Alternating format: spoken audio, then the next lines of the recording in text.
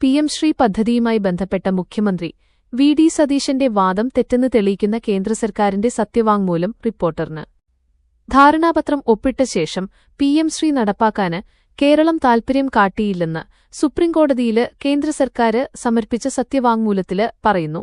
PM Shri നടപ്പാക്കാനുള്ള സ്കൂളുകളുടെ പട്ടിക കേരളം നൽകിയില്ലെന്നും എൽഡിഎഫ് സർക്കാർ പിന്നോട്ടുപോയെന്നും കേന്ദ്രത്തിന്റെ സത്യവാങ്മൂലത്തിലുണ്ട്.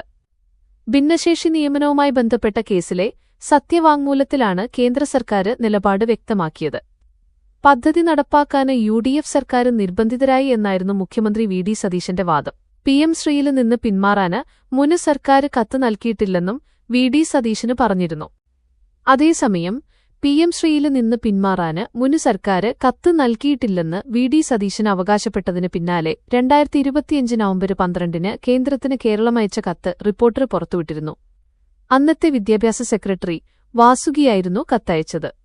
1 ലക്ഷത്തോളം സന്തുഷ്ടരായ ഉപഭോക്താക്കളും 2 ലക്ഷത്തോളം തിമിര ശസ്ത്രക്രിയകളും പൂർത്തിയാക്കിയ മലബാറിലെ ഏക കണ്ണാശുപത്രി Al Salama eye hospital, hospital road, Perinthalmanna. PM Shri നടപ്പാക്കുന്നതില് ആശങ്കയുണ്ടെന്ന് കത്തില് പറയുന്നു. ആശങ്ക പരിശോധിക്കാന് മന്ത്രിസഭാ ഉപസമിതി തീരുമാനിച്ചെന്നും സമിതി റിപ്പോർട്ട് വരുന്നതുവരെ ധാരണാപത്രവുമായി മുന്നോട്ടു പോകാനാകില്ലെന്നും കത്തില് പറയുന്നു. അതിനാല് പിഎം ശ്രീ നടപ്പാക്കുന്നത് താൽക്കാലികമായി നിർത്തിവെക്കുന്നുവെന്നും മന്ത്രിസഭാ ഉപസമിതിയുടെ റിപ്പോർട്ട് വന്ന ശേഷമേ തുടർ നടപടികൾ ആലോചിക്കൂവെന്നുമാണ് കത്തിന്റെ ഉള്ളടക്കം.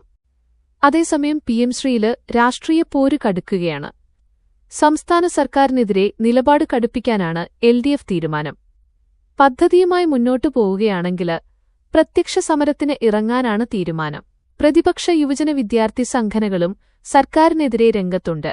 എന്നാല് മുൻപ് എതിർത്ത പദ്ധതി സ്വന്തം വകുപ്പിലൂടെ നടപ്പാക്കുന്നതില് പ്രതിരോധത്തിലാണ് മുസ്ലിം ലീഗ്. എതിർപ്പ് പരസ്യമാക്കി സമസ്തയും രംഗത്തെത്തിയിരുന്നു. കഴിഞ്ഞ സർക്കാർ കേന്ദ്രവുമായി MOU ഒപ്പിട്ടത് വസ്തുതയാണ്. ഈ സർക്കാർ കഴിഞ്ഞ സർക്കാരിന്റെ തുടർച്ചയാണ്. ഒപ്പിട്ട് പ്രതിസന്ധിയുണ്ടാക്കിയത് കഴിഞ്ഞ സർക്കാരാണ്.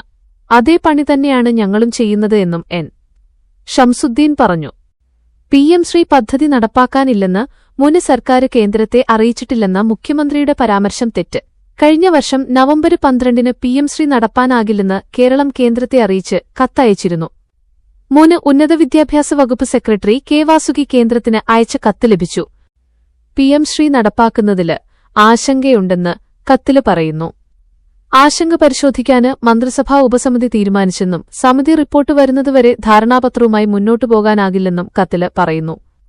അതിനാല് പിഎം ശ്രീ നടപ്പാക്കുന്നത് താൽക്കാലികമായി നിർത്തിവെക്കുന്നുവെന്നും മന്ത്രിസഭാ ഉപസമിതിയുടെ റിപ്പോർട്ട് വന്ന ശേഷമേ തുടർ നടപടികൾ ആലോചിക്കൂവെന്നുമാണ് കത്തിന്റെ ഉള്ളടക്കം.